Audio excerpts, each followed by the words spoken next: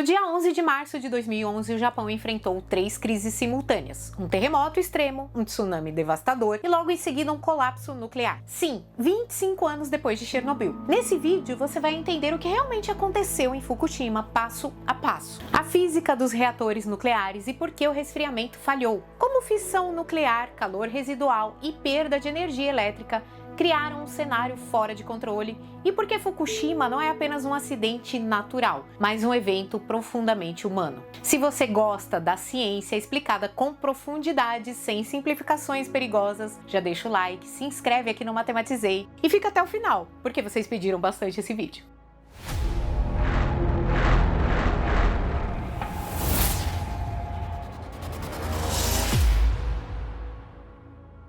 Às 14h46 no horário local, o Japão foi atingido por um terremoto de magnitude 9, um dos mais fortes já registrados na história moderna. O epicentro estava no Oceano Pacífico, cerca de 370 quilômetros a nordeste de Tóquio. Mas o que torna esse evento tão crítico não é apenas sua magnitude, mas onde ele ocorreu. O Japão está localizado exatamente sobre o encontro de múltiplas placas tectônicas. Essa configuração geológica faz do país um dos mais preparados do mundo para terremotos, mas também um dos mais vulneráveis a tsunamis. E foi exatamente isso que aconteceu. Cerca de 1 hora após o terremoto, ondas com mais de 10 metros de altura atingiram o litoral nordeste do país. Cidades inteiras foram varridas, portos desapareceram, infraestruturas críticas colapsaram, entre elas a central nuclear de Fukushima Daiichi. Os reatores de Fukushima eram do tipo BWR ou reator de água fervente, projetados pela General Electric e operados pela TEPCO. Esses reatores utilizavam água leve como moderador e refrigerante. E na época do desastre, as unidades 1 a 3 estavam operando enquanto as outras estavam em manutenção ou desligadas. Quando um terremoto acontece, os reatores nucleares fazem exatamente o que deveriam fazer. Os sensores detectam o sismo e os reatores entram em SCRAM, um desligamento automático emergencial. As barras de controle são inseridas no núcleo, interrompendo a reação em cadeia da fissão nuclear. Mas aqui está um ponto que quase ninguém explica direito. Desligar um reator não significa que ele para de produzir calor instantaneamente. Mesmo após o desligamento, os produtos da fissão continuam decaindo radioativamente. Esse processo gera o chamado calor residual. Nos primeiros momentos, esse calor representa cerca de 6% da potência total do reator. Pode parecer pouco, mas em um sistema que opera com centenas de megawatts, isso é calor suficiente para derreter combustível nuclear. Por isso, o resfriamento precisa continuar funcionando, mesmo com o reator desligado. Em Fukushima, o resfriamento emergencial dependia de geradores a diesel, que alimentavam bombas responsáveis por circular água no núcleo. Esse sistema funcionou por alguns minutos. O problema é que os geradores estavam instalados em áreas vulneráveis. Eles foram inundados pelo tsunami e simplesmente pararam. A partir desse momento, a usina entrou no que se chama na física de station blackout, perda total de energia elétrica. Sem energia, as bombas pararam, a água deixou de circular, o calor residual começou a se acumular. E a partir daí, o desastre deixou de ser natural e passou a ser termodinâmico. Um dos artigos científicos no qual estou baseando esse vídeo e que estará relacionado lá na descrição demonstra que Fukushima não pode ser entendido apenas como um acidente técnico, mas como um evento de amplificação de risco onde falhas conhecidas foram subestimadas. A física envolvida, fissão, decaimento radioativo, transferência de calor, era bem conhecida. O que falhou não foi a ciência, foi a gestão do risco físico. Bom, se até aqui isso já tá te fazendo repensar o que você achava que sabia sobre energia nuclear, comenta aqui embaixo. Eu não sabia que o reator continuava quente depois de desligado. Isso ajuda muito no alcance do vídeo e fortalece a nossa comunidade, tá bom? Depois da perda total de energia elétrica em Fukushima, a situação entrou em um regime físico extremamente específico e extremamente perigoso também. Sem eletricidade, as bombas de resfriamento pararam. A água deixou de circular no núcleo, o calor residual começou a se acumular de forma contínua. E aqui é importante deixar algo muito claro. O núcleo de um reator não esfria sozinho. Ele precisa ser ativamente resfriado sempre. Tá, mas o que acontece dentro do núcleo quando a água para de circular? Dentro do reator, as varetas de combustível contêm óxido de urânio organizadas em pastilhas envoltas por ligas metálicas de zircônio. Essas varetas foram projetadas para operar submersas em água, transferir calor de forma eficiente e permanecer estruturalmente estáveis somente dentro de certos limites térmicos. Quando a água para de circular, a temperatura sobe rapidamente, a água começa a ferver, o nível de água cai, as varetas ficam parcialmente expostas, e isso muda completamente o regime físico do sistema. E aqui entra um detalhe crucial da física nuclear. O zircônio em altas temperaturas reage com vapor d'água. Essa reação química produz óxido de zircônio e hidrogênio gasoso e libera ainda mais calor. Ou seja, o sistema entra em um ciclo de retroalimentação térmica. Quanto mais quente, mais reação. Quanto mais reação, mais calor. Esse processo foi determinante em Fukushima. O hidrogênio produzido dentro do núcleo começou a se acumular. E aqui está um ponto que gera muita confusão no público. As explosões em Fukushima não foram nucleares, foram explosões químicas causadas pela ignição do hidrogênio acumulado nos prédios dos reatores. Quando esse hidrogênio entrou em contato com o oxigênio, a mistura se tornou altamente explosiva. Bastou uma faísca e o resultado foi a destruição das estruturas externas dos reatores. Os prédios explodiram, mas os vasos de contenção, em alguns casos, permaneceram parcialmente intactos. E aqui vale um detalhe técnico muito importante: o hidrogênio não explodiu dentro do reator, mas no prédio externo. O gás vazou do vaso de pressão, que é a panela interna, por falhas nas juntas e válvulas, acumulando-se no teto do edifício de concreto secundário. Foi essa estrutura externa que voou pelos ares. O problema é que, ao explodir, ela abriu uma chaminé direta para o ambiente, permitindo que isótopos voláteis, como iodo e césio, que já tinham escapado do combustível derretido, fossem sugados para a atmosfera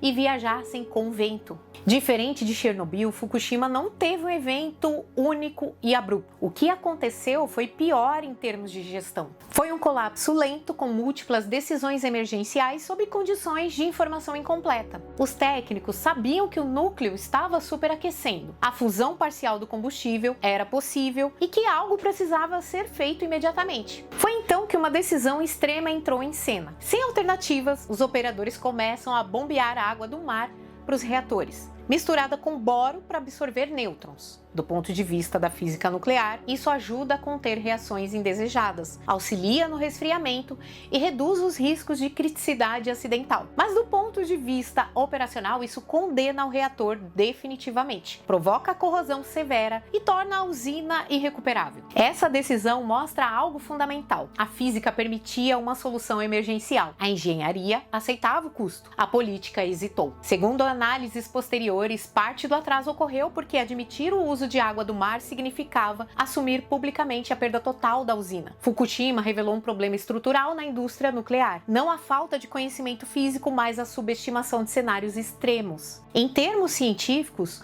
o comportamento térmico do combustível era conhecido, a produção de hidrogênio era prevista, a possibilidade de falha múltipla também. O que falhou foi a gestão de risco composto: terremoto, mais tsunami, mais perda total de energia, mais atraso decisório. Quando as explosões começaram a destruir os prédios dos reatores, uma palavra passou a dominar o noticiário mundial: radiação. Mas aqui existe um problema sério. A maior parte do público não entende o que é radiação e isso transforma qualquer vazamento em pânico absoluto, mesmo quando os mecanismos físicos são conhecidos. Então, vamos organizar isso com bastante calma. O que significa vazamento radioativo? Radiação não é uma substância única. Em Fukushima, o que vazou não foi radiação em abstrato, mas isótopos radioativos específicos produzidos durante a fissão nuclear. Os principais foram iodo 131 e césio 134 e 137. Cada um deles tem meia-vida diferente, comportamento biológico distinto e impactos ambientais específicos. Ou seja, não existe um único tipo de risco. O iodo 131 foi uma das maiores preocupações iniciais. Por quê? Ele tem meia-vida curta, cerca de 8 dias, mas é rapidamente absorvido pela tireoide, especialmente em crianças. É por isso que a população recebeu tabletes de iodo estável, para saturar a tireoide e impedir a absorção do iodo radioativo. Esse procedimento é fisicamente correto, bem conhecido e eficaz, mas só funciona se for feito a tempo. Já o césio 137 é um problema diferente. Ele tem meia-vida de cerca de 30 anos, se comporta quimicamente de forma semelhante ao potássio, pode ser absorvido por plantas, animais e humanos. Isso significa que ele entra na cadeia alimentar, contamina solos e águas e permanece no ambiente por décadas. E aqui vale uma observação. Embora o césio-134 e 137 se comportem de forma idêntica dentro do corpo humano, atacando os tecidos como se fossem potássio, o prazo de validade do perigo é que os diferencia. O 134 causou danos intensos nos primeiros anos e desapareceu rápido. Já o césio-137 é o fantasma que assombra Fukushima com uma meia-vida de 30 anos. E é ele que mantém as cidades vazias e o solo contaminado até hoje. À medida que os níveis de radiação aumentavam, o governo japonês ampliou a zona de evacuação. Primeiro foram 3 quilômetros, depois 20 e posteriormente 30 quilômetros para restrições aéreas. Mais de 200 mil pessoas foram obrigadas a abandonar suas casas. E aqui entra um ponto bastante delicado. Do ponto de vista da física da radiação, muitas dessas áreas tinham níveis baixos a moderados, comparáveis a exposições médicas repetidas. Mas do ponto de vista político, social e psicológico, a evacuação era inevitável. Um dos efeitos mais profundos de Fukushima não foi a radiação em si, mas a percepção da radiação. Mesmo em regiões onde os níveis eram baixos ou já haviam diminuído drasticamente, a população não queria voltar. Ela desconfiava das medições oficiais, temia efeitos invisíveis e futuros. E isso é muito compreensível.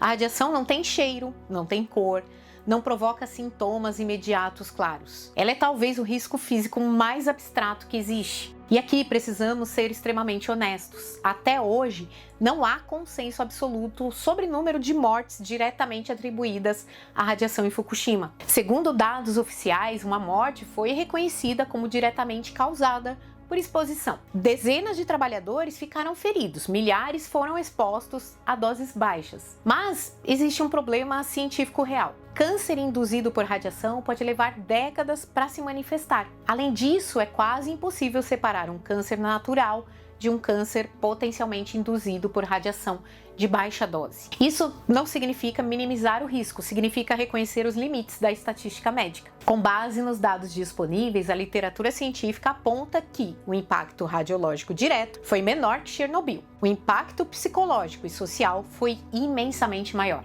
O deslocamento forçado causou aumento de depressão, suicídios, doenças associadas ao estresse. Ou seja, o maior dano humano de Fukushima pode não ter sido causado pela radiação, mas pela forma como lidamos com ela. Em 2012, pouco mais de um ano após o acidente, uma comissão independente apresentou ao parlamento japonês um relatório com 641 páginas. A conclusão foi direta, dura e histórica. O desastre de Fukushima não foi causado apenas pelo terremoto ou pelo tsunami. Ele foi provocado pelo homem. Essa frase muda tudo. O que significa dizer que foi provocado pelo homem? Não significa que o terremoto não aconteceu, o tsunami não foi real, ou que a natureza não teve um papel central. Mas significa que os efeitos nucleares do desastre poderiam ter sido mitigados ou drasticamente reduzidos, se decisões diferentes tivessem sido tomadas. A física envolvida em Fukushima era conhecida: probabilidade alta de tsunamis, possibilidade de perda total de energia, geração de hidrogênio em superaquecimento, colapso de sistemas de resfriamento. Nada disso era surpresa.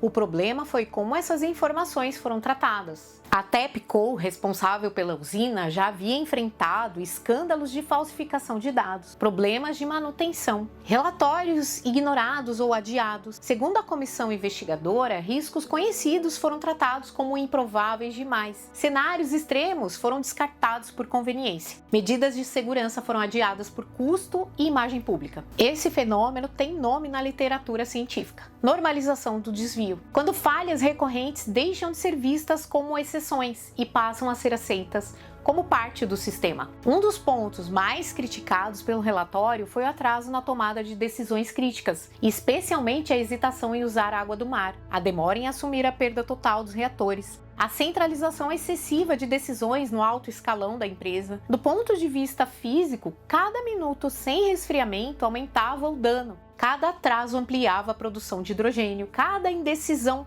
elevava o risco de fusão do núcleo. Mas do ponto de vista político, admitir a gravidade tinha consequências internacionais, afetava mercados e colocava em xeque décadas de discurso pró-nuclear. Fukushima teve um impacto profundo, não apenas técnico, mas simbólico e institucional. O acidente reforçou a percepção pública de que a energia nuclear é inerentemente perigosa, amplificou a desconfiança em autoridades técnicas, criou uma dissociação entre discurso científico e discurso político. E mais importante, a ciência não perdeu credibilidade. As instituições que dizem representá-la, sim. Após o desastre, a Alemanha acelerou o abandono da energia nuclear. Diversos países revisaram seus sistemas de segurança. Testes de estresse passaram a ser exigidos internacionalmente. Mas o mais curioso é isso. Mesmo com Fukushima, muitos países mantiveram ou expandiram seus programas nucleares. O que mudou não foi apenas a tecnologia, mas o nível de exigência social e política. Existe uma leitura mais profunda destacada pela literatura científica. Fukushima não é apenas sobre energia nuclear, é sobre sistemas complexos, confiança institucional, tomada de decisão sob incerteza e a ilusão de controle absoluto sobre a natureza. Em termos simples, não foi a física que falhou, foi a arrogância em achar que ela nunca cobraria conta. Bom, nos meses que se seguiram ao desastre, uma ideia parecia inevitável: o Japão nunca mais voltaria a usar energia nuclear. A realidade, como quase tudo quando envolve sistemas complexos, foi mais contraditória. Após Fukushima, o Japão tomou uma decisão sem precedentes. Desligou todos os seus 50 reatores nucleares, algo que nunca havia ocorrido em um país altamente industrializado. O resultado foi imediato: queda abrupta da produção nuclear, aumento de importação de combustíveis fósseis, elevação dos custos de energia, aumento das emissões de CO2. Do ponto de vista físico-energético, o país entrou em um regime menos eficiente. O governo japonês passou a investir fortemente em energia solar, eficiência energética, redução do consumo residencial e industrial. Projetos simbólicos surgiram como grandes usinas solares em ilhas artificiais. Mas aqui entra um ponto técnico importante. Fontes renováveis intermitentes não substituem sozinhas uma base energética estável. Sem nuclear, o Japão passou a depender mais de gás e carvão, tornou-se mais vulnerável a flutuações externas, aumentou sua dependência energética internacional. A física do sistema elétrico não permite soluções ideológicas simples. Com o passar dos anos, a discussão mudou de tom. A pergunta deixou de ser "devemos usar energia nuclear?" e passou a ser "podemos nos dar ao luxo de não usá-la?" A partir de 2015, alguns reatores começaram a ser religados, sob normas de segurança muito mais rígidas, com certeza, com novos critérios de evacuação, resfriamento e proteção contra tsunamis. Isso não aconteceu sem resistência social. Mesmo com novos padrões técnicos, parte significativa da população continua desconfiada. Comunidades locais resistem à reativação de usinas. O trauma de Fukushima permanece vivo. O desastre deixou um legado duradouro na percepção pública da energia nuclear, mesmo quando os dados técnicos indicam melhorias substanciais. A confiança, uma vez quebrada, não obedece à lógica da engenharia. A usina de Fukushima Daiichi continua em processo de descomissionamento. Produziu mais de 1 milhão de toneladas de água contaminada. A água que precisou ser armazenada, tratada e monitorada. Muitos se perguntam, mas de onde vem tanta água se o acidente foi há anos? A resposta está na geologia. A usina foi construída no caminho natural de lençóis freáticos que descem da montanha para o mar. Como as fundações dos prédios foram rachadas pelo terremoto, essa água subterrânea penetra nos porões, entra em contato com o combustível derretido e se contamina instantaneamente. Ou seja, não é só a água que jogamos lá para resfriar, é a própria natureza fluindo para dentro de uma ferida radioativa aberta dia após dia. O desmantelamento completo deve levar décadas, custar centenas de bilhões de dólares e exigir tecnologias que ainda estão sendo desenvolvidas. Fukushima não é um evento do passado, é um processo em andamento. Talvez a maior herança de Fukushima seja essa: não existe fonte de energia limpa no sentido absoluto. Existem escolhas energéticas com riscos diferentes. A física pode calcular probabilidades, a engenharia pode reduzir riscos, mas a decisão final sempre envolve valores, confiança e responsabilidade coletiva. Bom, ao longo desse vídeo percorremos cada camada do desastre ocorrido em Fukushima Daiichi. Agora resta a pergunta mais importante de todas. Fukushima foi um evento fora da curva? Do ponto de vista estatístico, sim. a combinação de terremoto de magnitude 9, tsunami extremo, perda total de energia e múltiplos reatores afetados é altamente improvável. Mas, do ponto de vista físico e humano, Fukushima não foi uma surpresa. A ciência já sabia que reatores desligados continuam quentes, que sistemas de resfriamento não podem falhar, que hidrogênio se forma em altas temperaturas, que decisões atrasadas amplificam danos. Nada do que aconteceu violou as leis da física. Nada exigiu fenômenos desconhecidos. O desastre aconteceu dentro do que era fisicamente previsível.